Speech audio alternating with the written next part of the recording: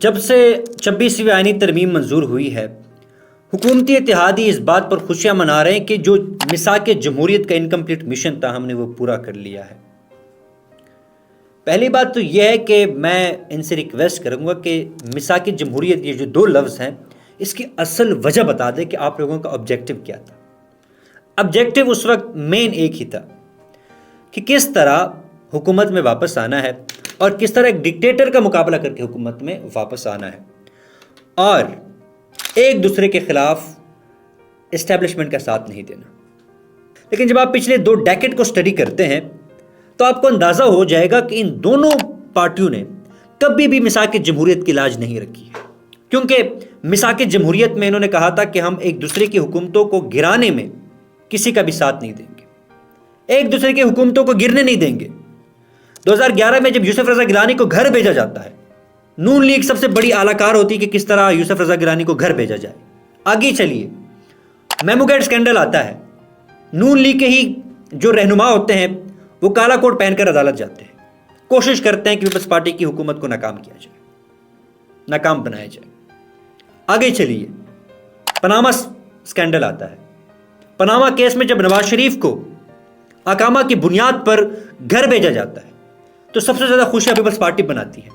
Same is the case with P T I نے ہر ممکن کوشش کی کس طرح نواز شریف کی حکومت کا تختہ الٹ دیا جائے۔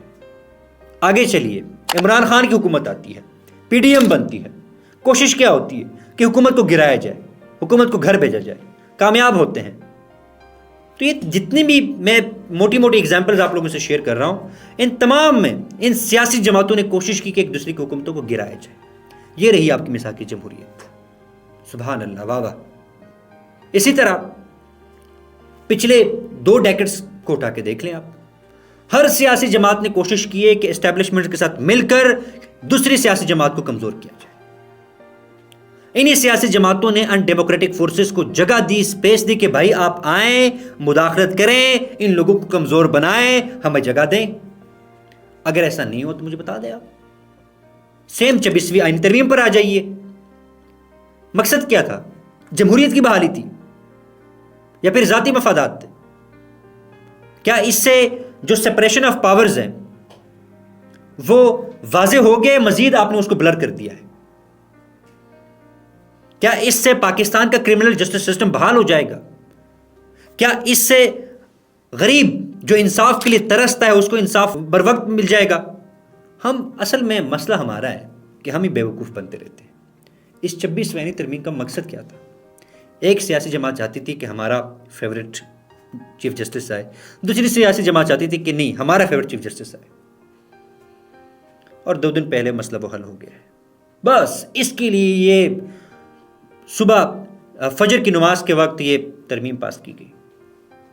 کہیں پہ ایسا ہوتا ہے مجھے کوئی ایگزامپل اٹھا کے دکھا دیجئے کہ جہاں پر بغیر ڈیبیٹس کے، بغیر ڈیو ڈیلیبریشنز کے اس طرح کے امینڈمنٹس پاس کروائی جاتی ہو۔ 18ویں امینڈمنٹ جو پاس ہو رہی تھی تو 9 مہینے کے بعد وہ پاس ہوئی ہے۔ یہاں پہ مجھے ایک دن دکھا دے کہ جہاں پر پارلیمنٹ میں یا سینٹ میں اس امینڈمنٹ کے اوپر ڈیبیٹ ہوئی ہو کہ بھائی اس سے لوگوں کو کیا فائدہ ہوگا، یہ اتنی ضروری کیوں ہے، یہ اتنی ارجنٹ کیوں ہے۔ کیا بات ہے، جمہوریت کے چیمپئن بنے ہوئے ہیں۔ لہٰذا ہمارے سیاستدانوں کی ہمیشہ کوشش رہی ہے کہ اپنے اقتدار کو کس طرح طول دینا ہے اور دوسرے کو کس طرح ہٹانا ہے۔ میرے اور آپ کی ان لوگوں کے سامنے کوئی حیثیت نہیں ہے، اور یہی ہماری بدحالی کی سب سے بڑی وجہ ہے۔